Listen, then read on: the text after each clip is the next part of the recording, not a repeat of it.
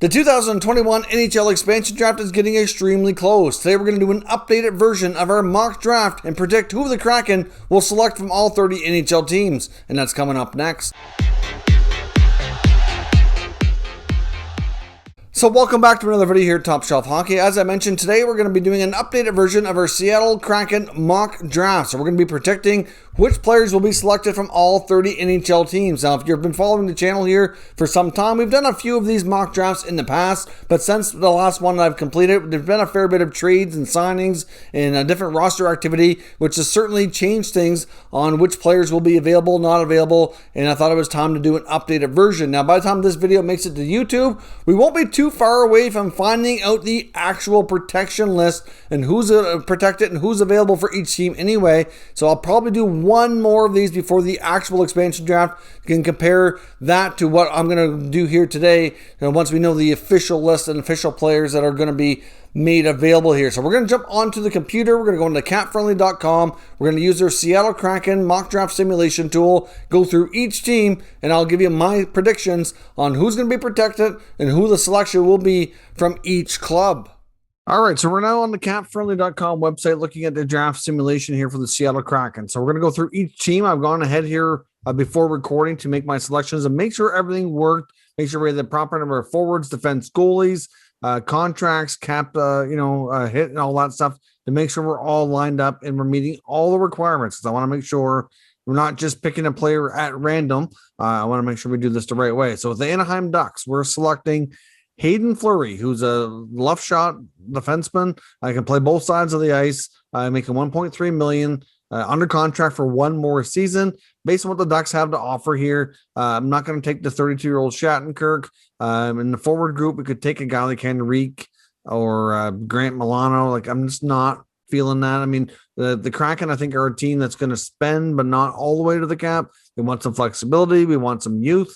And I think Hayden Fleury is a real good start in that regard. So to me, that makes the most sense. I mean, the Ducks are in a prime position here to more than likely lose a defenseman. If they're going to get Seattle to take a guy like Henrique, the only way they're going to do that is by sweetening the deal. There's just no other way around it, really. And they're going to have to give up probably an extra player like Fleury or some, high picks or something to make Ron Francis even consider that. Now, going on to the next team, the Arizona Coyotes. Now, right now, I have them selecting Darcy Kuemper, the goaltender. There's not, to be completely honest, outside of Kuemper, there's not much here that I really would want to pick. If I'm the GM, I'm looking at this roster, I'm not overly pleased with what there is to pick from. Now, to me, by the time this video makes it to YouTube, Darcy Kuemper could be traded, and this might not be an actual option. There's a lot of trade talk around him. Good chance he gets moved before the roster freeze. So we'll have to stay tuned on that. But as I record this video, of course, this is up to date. The last trade that just happened here was the Nick Leddy deal to Detroit. And if any other trades come in, well, you'll have to, I'll leave some comments here when I post the video so that you know what's gone down. But Darcy Kuemper at $4.5 million for one more year makes a lot of sense. Now, I don't think the Kraken are going to take too many goalies. As you can see here at the top of the screen, I have them taking 5 overall. They don't want to take too many, though, because they're going to probably trade 1, maybe 2. And you don't want to get stuck with too many guys and have to pay them when you can't play them all, right? So at the end of the day, you look at the other options. There's not much here. You can go with a guy like Larson or Pitlick. Not much there to like. So if they do end up trading Darcy Kuemper, depending on what the return is, if there's not another player that can be exposed, that might be an issue here for the Coyotes. I mean, they might have to take back another goalie that can meet that exposure requirement that's actually under contract. So we'll see how things go here for the Coyotes. But if Kuemper's available, I think he goes to Seattle. Moving on to Boston, I'm taking Curtis Lazar. Now, I like Lazar as a good bottom 6 forward, 26 years old, good contract. Based on what else is available here, to me, it's a good choice. I mean, you could go with a D in this regard. You could go with a guy like Lauzon or Clifton. But to me, there's plenty of other defensemen that I am going to take ahead of them amongst the other teams. I could go with a guy like Nick Ritchie as well. He's an RFA. He's unsigned. But based on all the other requirements for a number of players I have to take on their contract and all that, I like Lazar. To me, he's been a good fit in Boston. This will be a good loss for them, and a good loss, but I mean, a good player that they're losing. To me, that's the wise move here. They could go in a little bit of a different direction than how I have everything protected, but to me, this is how it'll play out. But it'll either be Ritchie or Lazar, in my opinion, going to the Kraken. Now, on to the Buffalo Sabres, another team that, to be honest, don't really have a lot here to like. I'm not going to take Dustin Tokarski. Colin Miller's a possibility. I can see him being a potential pick. I ended up taking Cody Eakin because we need some forwards here, and we need somebody who's experienced and can play center. He can be a good bottom six center. Played in Vegas. He knows what this is like. Used to this drill. So did Miller for that matter. So, ultimately I went with Eakin because of the contract, and, Miller is making a little bit more money, and I just like the other options available on defense elsewhere. But again, not, a great deal of a loss for the team here, because it's just, they're not in a bad position at all. Now on to the Calgary Flames. The Calgary Flames, I'm taking Mark Giordano, captain, under contract for one more year at 6.75. You look here, Lucic waived his no move, so he's available, but we're not taking that. Looking at the other forwards, you get Brett Ritchie was just signed to make sure they had two, because you have to have two forwards under contract to be exposed. I don't mind Brett Ritchie, but why not take Giordano? Maybe they keep him longer than a year. He can wear the C, perhaps be the first team captain. Not a given, but it's a possibility. And to me, that's a good fit. I mean, if it was a longer term deal, I might be shying away from that, but that's just it. Now, actually, we're going to go back to Buffalo just for a quick second mention. In case anybody doesn't know, Jeff Skinner did waive his no move. That's why I have him unprotected there, just in case anybody was wondering. So Calgary, I'm taking Giordano. Moving on to the Carolina Hurricanes. Now, they're going to lose Dougie Hamilton to free agency, and I predict him going to Seattle. So that's why I have Hamilton being the selection, because when it comes to UFA players, they can talk to the Kraken if they're not protected. So if they're not signed by their existing team by the time this roster freeze takes place, they're eligible to talk to Seattle. If Seattle wants to reach a deal and count them as a selection, they can do that. Now, of course, Seattle could say, handshake, wink, wink, nudge, nudge, we'll get a deal later on once free agency kicks in and actually take another player. That is possible too. They could do that. But I'm taking Dougie Hamilton here as the selection. I think that he's going to be commanding a lot of money. There's not a lot of teams that can give it to him. And I think the Kraken would love to have Hamilton be one of the top defensemen on this team to really give them a good blue line to start off with. Now, going on to Chicago. We've seen Chicago make some moves here recently. And I think what I'm going to do here is we're going to take Connor Murphy. Now, again, Chicago's a team looking at this. I'm like, not a ton here that I'm really overly happy about. I thought about maybe Adam Gaudette being the selection, possibly Ryan Carpenter, but we're going to go with the defenseman here. Murphy's only under contract for one more year. He's 28 years old, $3.8 million. And he might not be a guy I keep with the Kraken. He might be a guy I flip, but still, because we have a lot of defensemen, we're not going to need them all. We're going to use some of these players to be traded for additional assets, likely draft currency for the most part, or prospects. Now, going on to Colorado, of course, we saw them trade Ryan Graves, and that changed a lot for their whole dynamic here. We know that Johnson's waived, and then Graves got traded. So now there's really not much of a good defenseman available on the Avs anymore to be taken. Goaltending wise, you've only got a guy like Miska Hunter. You could talk to Grubauer. That is possible. But not much of a given there that you're going to get a UFA. On the forward side of things, you get Landeskog and Saad are UFAs. So there's no point in protecting them. So you get a lot of the other guys protected. McKinnon, Rantanen, you could even protect a guy like Tyson Jost. Now, to get your requirements here, you have to have a few contracts. So you had to expose Donskoy and Nichushkin. But I'm going with the youngster Logan O'Connor. I'm going to take a younger player here in this case.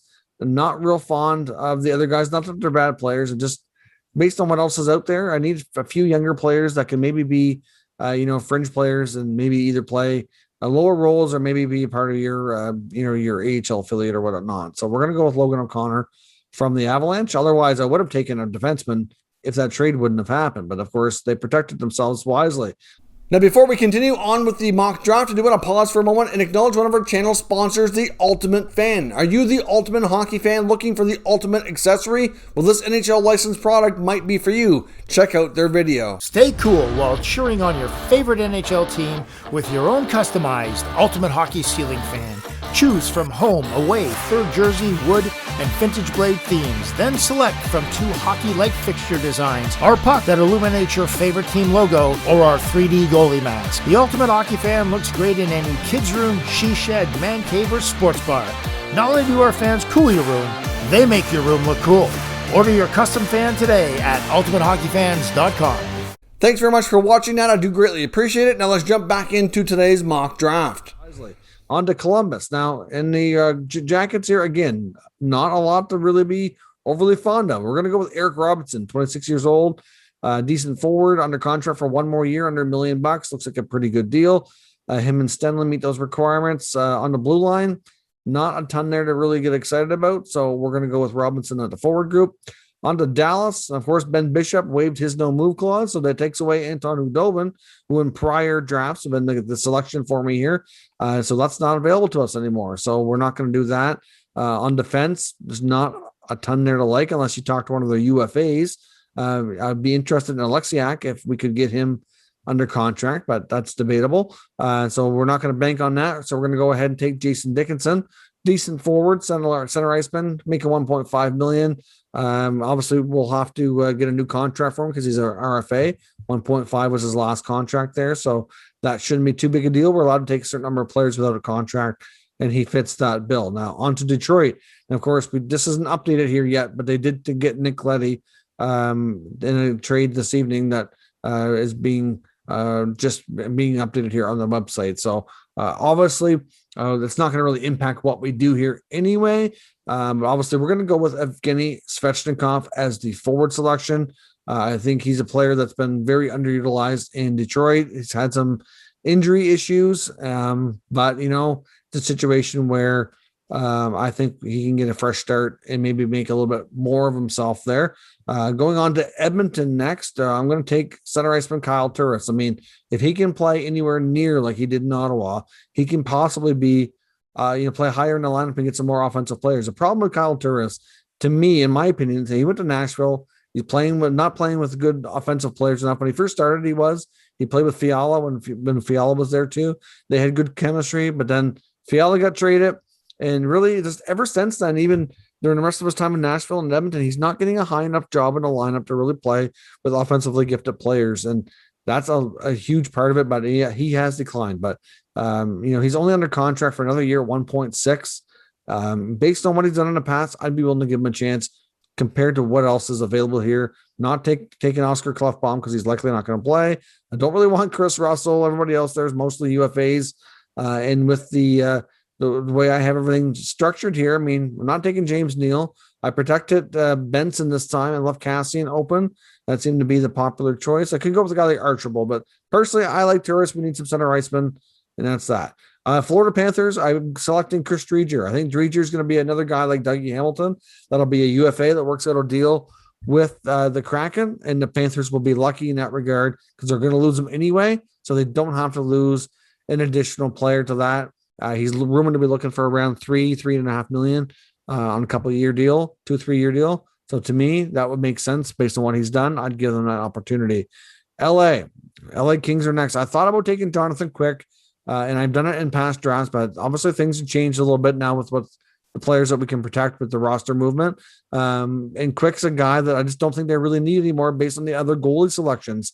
So we're going with Christian Wolanin. I liked Wolanin from his time in Ottawa. He's a young defenseman, needs a new contract. He's a UFA again, like Hamilton. So we're going to take that and get him signed, offer him a little bit more money than he made before, hopefully get him a bigger role. I'm not sure if we keep him or we flip him, but either way, to me, it's a better selection than going with a guy like Lazard or Wagner. We could go with a guy like Cale Clegg. That's another option too.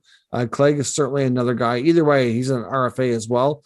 You have to work out a contract with one of these guys, like Clegg or Wolanin, and I'm just personally more familiar with Wolanin, so I think we're going to go in that regard. Now, on to Minnesota with the Wild, and they're obviously, buying out Parise and Suter changed a lot for these guys, and they can now protect their top 3D, so that's not so enticing anymore to get like a guy like Dumba. So now we're going to take Talbot. So Talbot's going to be available because Kraken will be protected, and he's played really well. I like his cap hit, good experienced goaltender. Again, not sure if we keep him or we flip him, but either way, he's got value. It makes a lot of sense here. So we're going to go with Wild selection here for Cam Talbot. On to Montreal. This one's going to probably surprise some, but we're taking Jonathan Drouin. Now, of course, we have to make a couple of assumptions here. We have to assume that, one, he's healthy and ready to play because we're led to believe that it was a personal leave of absence he was under when he was excused to leave the team.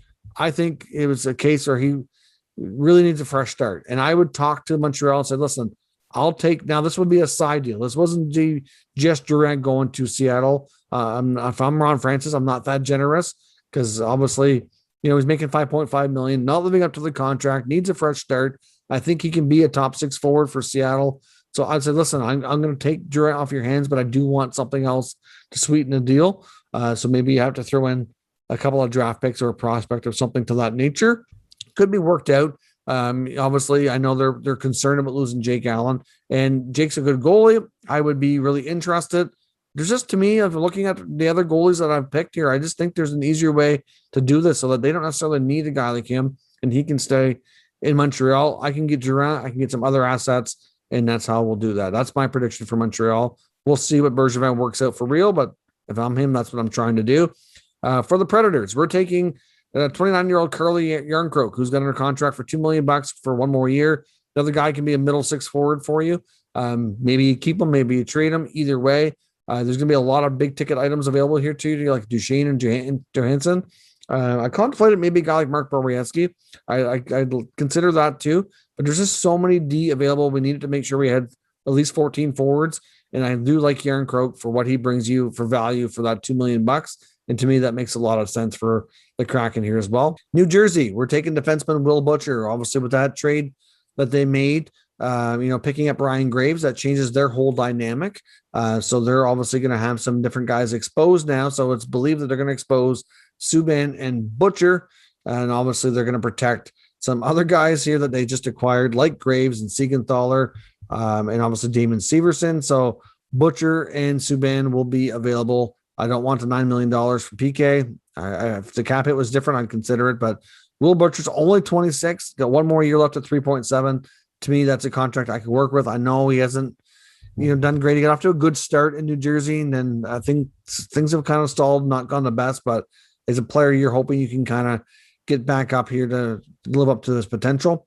On to the Islanders now. Like I said, Letty's still showing here because this is not updated here as of recording this. The trade literally just happened a few moments before I started to record this video. And honestly, it wouldn't have really made an impact on my decision here, but I suspected Letty was going to be available, and that Pollock, and Mayfield were going to be the 3D available. And if I'm Seattle, to be honest, I personally wasn't planning on selecting Letty unless there's a sweetener involved. So to me, I think that they're going to have a guy like Bellows exposed. Now they're also going to expose Ladd and Eberle, Clutterbuck, Komarov. There's gonna be lots to pick from here for the Islanders, but I'm going to take the youngster Kiefer Bellows in this scenario. If they do things a little bit differently here, then I might have to take a different player. And if that's the case, I might take Koivula. But I think the Islanders are positioned here to lose a young player unless Lou wants to pony up a little bit of a sweetener. And I know he's not fond of that, but we'll see what he ends up doing. On to the Rangers. Now, the Rangers were taking forward Colin Blackwell, who played really well for the Rangers last year.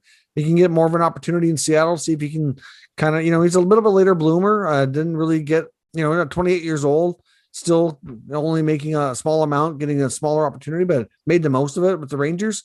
Not taking Tony DeAngelo. I'm staying away from that. He'll get bought out and find work elsewhere. Brett Howden's another option that you could seriously consider as well. Much younger, but I do like the idea of Blackwell and, just playing the way he did with the Rangers and continuing on with that with a bigger role. I think he might be able to be a guy who can flourish a little bit later into his career here. On to Ottawa. Now there's lots of goalie options, and there's going to be some decent forwards exposed too. But to be honest, like I said, with the goalies, I'm leaving the goalies alone here because of the other goalies that I have access to. I've already selected 5 other goalies that I think have it set up to have 2 or 3 real solid goalies in our system in Seattle, with decent age and contract, a couple of veteran guys we can either keep or flip. So we don't really need to go there. And within the forward group, you can take a guy like Tierney or Dadonov, but I'm going with Josh Brown. He's a 27-year-old right shot defenseman, only under contract at $1.2 million for one more year. Got off to a bad start, but really was a good, a second half player, and really kind of balance things out when he got playing with Victor Mete. So to me, that's a good pick, but I can see a legitimate shot that they would maybe go with like a Tierney instead. But why not go with the big, strong defenseman who's not afraid to drop the gloves, former captain and junior, like he brings some character, good player. I think that can serve a purpose, and be like a third pair, number 6-7 type defenseman. On to Philly. Now, Philly is going to have some big names exposed here as well, like JVR and Voracek. but I see them taking the ghost Shane Gostisbehere, 28-year-old defenseman, had his best seasons under Dave Haxtell, the head coach. I can also see a deal maybe being worked out where they get Voracek too, but that would have to be via trade. I think that they're going to work out multiple things here. The Flyers and the Kraken are going to definitely be doing some business. But I'm going to go with Gostisbehere at that $4.5 million cap hit for a couple more years. If Haxtell can get him playing like he did when he was coaching him in Philadelphia, then that'll be a huge plus for the Kraken here. So to me, that's what they do.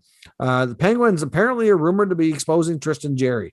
This is part of the big thing that kind of changed my whole goalie strategy here and why I'm laying off a guy like a Jake Allen or a younger goalie in Ottawa. Is, according to Rob Rossi, who's one of the senior writers that covers the Penguins, he says they're going to protect the Smith, expose Jarry on the blue line, that they're going to be protecting Dumoulin, Letang, and Friedman, and exposing guys like Matheson and Pedersen and Ruedel. You're going to have Jason Zucker at your disposal, maybe even Jared McCann and Jeff Carter too. Like there's a lot of options here that look good, but to me, I like the 26-year-old goaltender myself. I really would consider McCann too. It's probably my next best choice. Either way, guys like Carter and Zucker are good players, but I don't really want to take that kind of money on. But we'll see. But to me, it's Jarry if he's available. We'll see. Wouldn't be shocked if a trade happens and this is all together different by the time everything's official. On to San Jose, I think they're going to expose Martin Jones, but I'm not touching that. I think they're going to expose Brent Burns too. Again, too much term. I don't mind $8 million if there's like 1 year, maybe two, like the Giordano contract, but we're not going there for 4 more years. So we're going to take the newly signed Dylan Gambrell, 24-year-old center iceman, under contract for $1.1 million next year. To me, he's a good bottom 6 center, and we'll take him from the Sharks onto the Blues. And considering he's still available right now, we're taking Vince Dunn. That's an easy one. He needs a new deal. RFA defenseman, last made $1.8 million. As of the recording of this, he has not been traded. If that happens before the roster freeze, then obviously he won't be available. So pardon me if this hasn't been updated, because obviously I'm recording this the night before it's going to be posted to YouTube. But Vince Dunn, if he's there like he is now, he's my pick every time. On to Tampa. Now, Tampa's going to expose a lot of big money options to you and try to get some help here with their cap situation, but I'm not going to have much mercy on them. They're going to, the way I have things structured here is they are going to expose guys like McDonough and Ruda and Calfoot. And then up front, you're going to get Palat, Gord, Johnson, Maroon.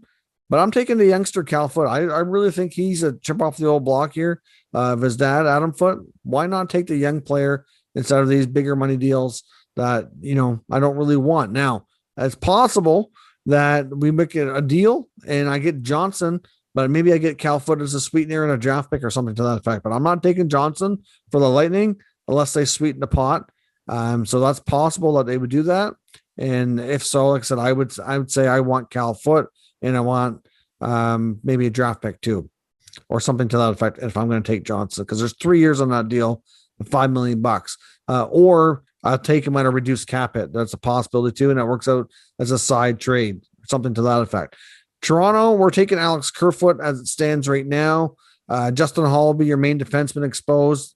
I don't really see him being somebody who can really be an effective player based on what else is available. Like, I think he can be a good third pair defenseman, but I've got other better options, and I like Kerfoot where he can play center. He's a decent two-way guy, and to me, it makes the most sense here.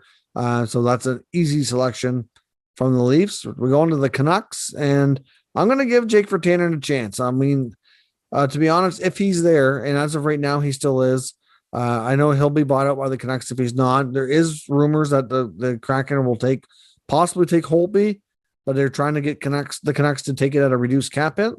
I'm not entirely convinced that I want to or should do that. And to be honest, I don't really want Virtanen, but I don't really want Beagle. I don't want Roussel. I don't want Eriksson. There's just not much here. Also, if I don't take Virtanen, I'd probably take another like RFA guy and try to get him signed here as a possible player to take. Like maybe we take Gadjevich, or maybe we take Cole Lynn or one of those guys. Yeah, I'm taking Virtanen just because I know he's got some issues off the ice, and maybe he plays, maybe he doesn't. I don't know. If he's found to not to be innocent of that and can resume his career and move on, maybe he can realize his full potential. Who knows? Playing in Seattle, he'll get his chance to play against the Canucks enough, and maybe that'll be enough motivation for him to keep going. Now, on to the Capitals. When the Capitals were taking a young goalie here, 25-year-old Vitek Vinacek. Now, he's another guy who I really like, as opposed to some of the older, more costly goaltenders. I mean, you could take a Justin Schultz, Nick Jensen, Hathaway, Hagelin, but I'm going with Vinacek here. To me, that makes the most sense based on what they have available. And with the Winnipeg Jets, I'm taking defenseman Dylan DeMello, signed on a good $3 million for the next 3 years, 28 years old, pretty solid, stable, right shot D. Don't know 100% if we keep him, but it's certainly, I would strongly consider it. If not, he'd be a good trade bait. I mean, I would consider Mason Appleton as well. But to me, I'm loading up on defense. I know Ron Francis is a defense first kind of GM, built his last team the same way. It's real important, as we keep seeing with the Stanley Cup championships. All the winners have really, really strong defense does win championships. You also have to be able to score, but if you don't have that, it's not going to happen. All right, so here is your summary. So look at your forwards, your defense. I mean, summary here in the forward group, you got Durant, Kerfoot, Virtanen, Eakin, Yarncroke, Turris, Gambrell, Robinson, Lazar, Blackwell, O'Connor, Svechnikov, Dickinson, and Bellows. That's a pretty decent mix. On defense, you've got Giordano, Gostisbehere, Murphy, Butcher, DeMello, Fleury, Brown, Willanen, Hamilton, Foote, and Dunn. That's an excellent blue line to me. If you think about it, you can only play 6, so you can probably keep 7. You're going to make a few trades, and to me, you're going to use your strong blue liners to be swapped for some stronger forwards, because you could certainly handle that. And between the pipes, you've got some younger goaltenders who can be the future, like Jerry, Vanacek, and Dreger. I'm not sure if I hang on to Talbot and Kemper. Hard to say. But, there's lots of great options here. I really like this team and think they can be competitive right from the get-go. So that is the full team that I've assembled here for the Seattle Kraken. I, of course, as always, want to know your thoughts and opinions down below in the comments, so let me know what you think and we'll discuss further. If you're new to the channel, make sure you subscribe and stick around. We'll keep you up to date with all the latest news and rumors on all 32 NHL teams. Thank you for watching, and I'll catch you next time.